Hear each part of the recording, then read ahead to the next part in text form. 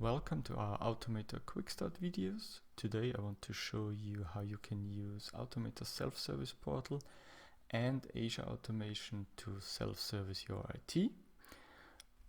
First of all, we need to make sure our automation runbook is in place. It is saved and published, so we created a PowerShell runbook.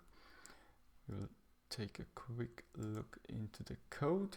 It has some initialized data, the user, the group, and the comment, some functions. At the very end, there is the add user to group. So make sure this is saved and published, then switch back to our self-service portal and create a new service. We want to add user to group, video, and it is Azure automation, just for the naming. The same for the description. Choose a service group and a unique image, so it is a little bit easier for your users to find. Then the most important part is the automation. Choose here Azure Runbooks. We will add a hybrid worker group because we want to trigger this runbook not in Azure. We will trigger it in Azure, but it should run on our hybrid worker. And this is called au2mator HWG. And then select the runbook, in our case the au2mator AD add user to group. And as you see, we had 3 initialized data, and this will be transferred to our questions. So first of all, it's a simple comment. This is not required. And a simple text field. Then one of the important stuff is the user question, the group question. Here we enter a nice name.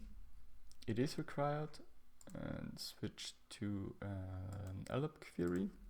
The query is object class equals group.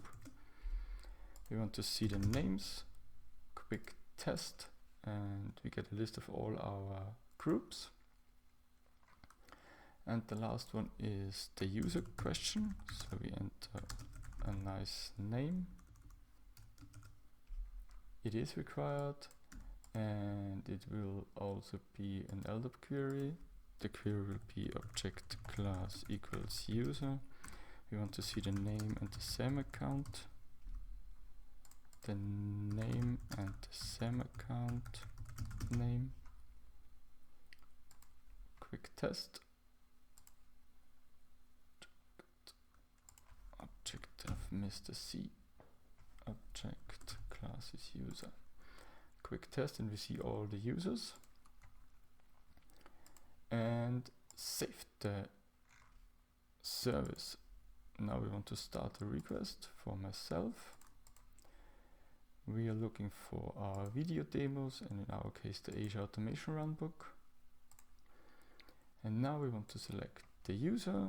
The name will be Mike Jan, for example, and the group will be the au2mator user group. We can add a command and click finish. We will navigate to our runbook. This should be triggered immediately, so you see already the job is queued. If you click refresh, it should be switch to running state in a few seconds. Yeah, it is now running, and a few seconds more it should be completed. Now it is completed. Switch back to our portal. Just take a look at the user Mike Jan. He is now a member of the selected group, and our service returned a successful state. And that's it. So it is that easy to connect au2mator to Azure automation. Enjoy your day, and bye bye.